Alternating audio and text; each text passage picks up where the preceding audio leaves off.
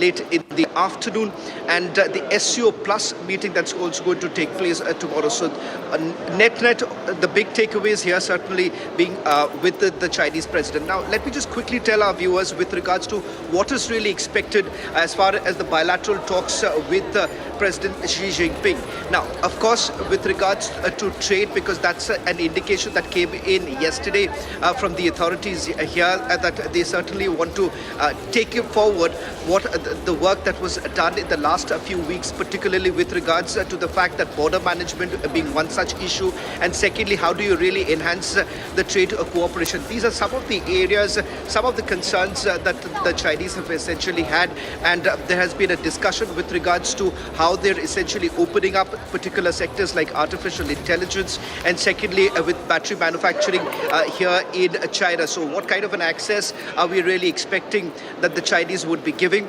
They've already indicated that rare earth minerals, this is something that India would be getting their hands on, which gives us a big boost.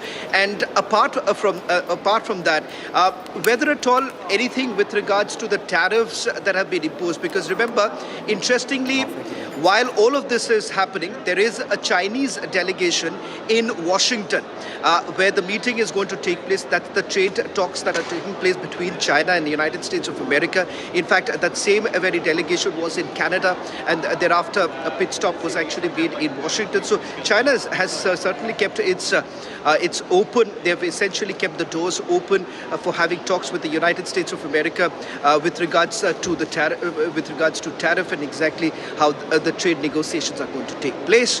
So that's happening at the sidelines of what we are seeing right now. So these are some of the developments in a nutshell, Niranjan, as to what are we expecting in the next few hours and how are things really panning out for China.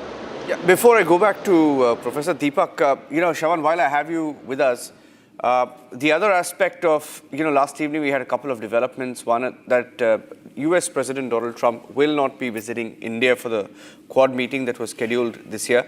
He will not be visiting. There's a cancellation. That's what we were told. Even the US media is reporting that. And secondly, we had an update around also the several calls that he had made to the Prime Minister reportedly went unanswered. This is what the US media, once again, it was earlier the German media followed by the Japanese media, and now even the US media is reporting that, the mainstream media so-called in US, saying that he tried calling Prime Minister Modi, didn't get a response, and we had a follow-up breaking of a cancellation of the Quad summit. So on the back of these developments, in your view, how significant does this SCO meeting then become?